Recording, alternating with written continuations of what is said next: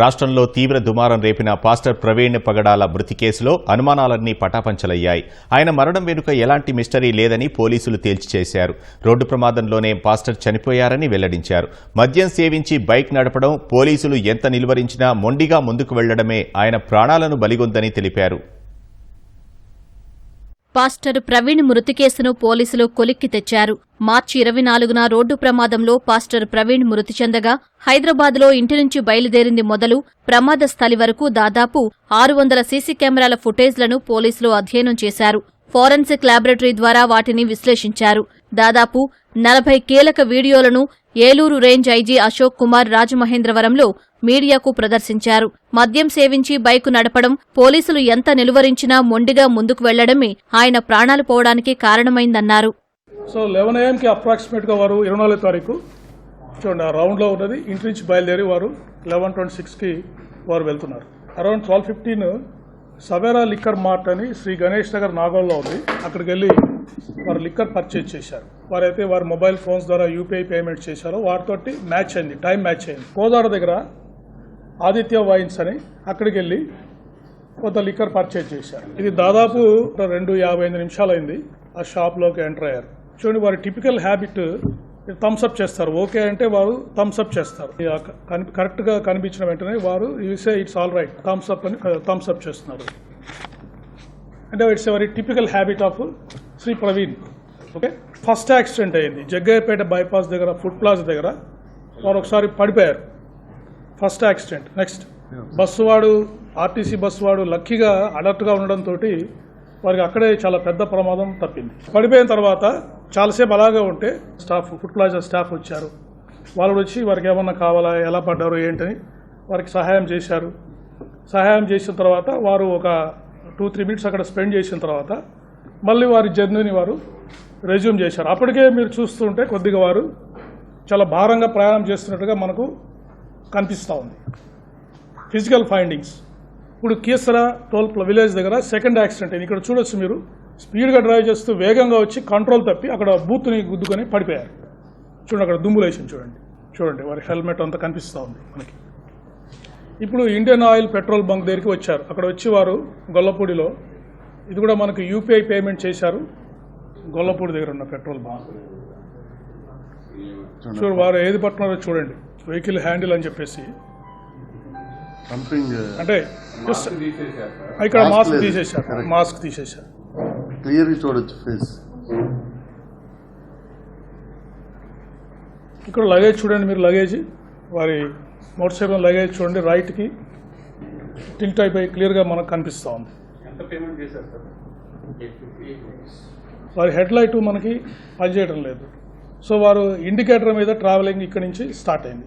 Head lights కూడా కనిపిస్తుంది. ఇక్కడ చూడండి రైట్ సైడ్ బ్లింకర్ అక్కడ కనిపిస్తుంది చూడండి వారి వెహికల్.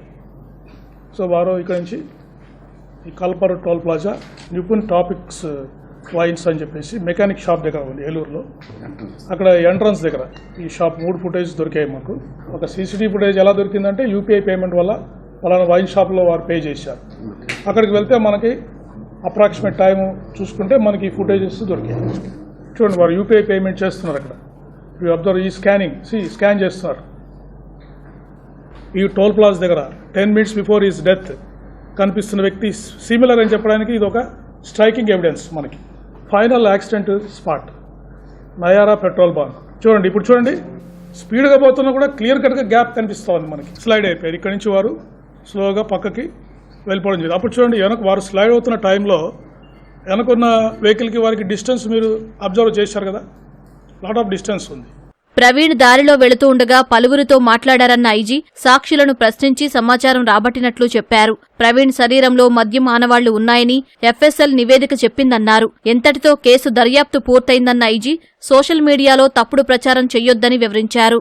రోడ్ సైడ్ బెరూమ్ మీద మట్టి కాకుండా ఈ కంకరాలు ఉండడం, ఈ కంకరాలు ఉండడానికి one of the contributing factor for the accident. అక్కడ దాకా వచ్చిన తర్వాత వెహికల్ స్కిడ్ అయ్యే ప్రమాదం ఉంది. గుంత కూడా చూస్తే 7 feet ఆల్మోస్ట్ పైనుంచి చూస్తే 7 అడుగులు ఉంది. అది మోటార్ సైకిల్ ఎందుకు పైన పడింది, వారి మీద పడింది అంటే వచ్చిన తర్వాత జారారు, పడిపోయారు.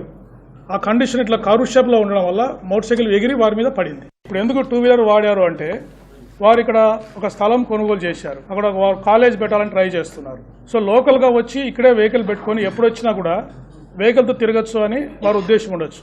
అది ఇన్వెస్టిగేషన్లో ఏమి రివీల్ అయిందంటే హైదరాబాద్లో వారి ఫ్రెండ్ ఎవరైతే వారి క్లోజ్ అసోసియేట్ ఉన్నారో మోటార్ సైకిల్ రిపేర్ చేయడానికి వెళ్ళారు. వారు మోటార్ సైకిల్ రిపేర్ చేస్తారు. రాజమండ్రి మోటార్ సైకిల్ వెళ్ళొద్దు, ట్రైన్లో పంపించి నువ్వు పోవాయా అని చెప్తే కూడా వినకుండా వారు మోటార్ సైకిల్లో ట్రావెల్ చేశారు. ఏదైనా ఒక యాక్సిడెంట్ జరిగినప్పుడు ఒక వెహికల్ ఇంకో వెహికల్ గుద్దినప్పుడు దీనికి ఉన్న పెయింట్ దానికి తగులుతుంది, దానికి ఉన్న పెయింట్ ఈ వెహికల్కి తగులుతుంది. వారు క్లియర్గా చెప్పారు there is no paint transfer అని చెప్పారు.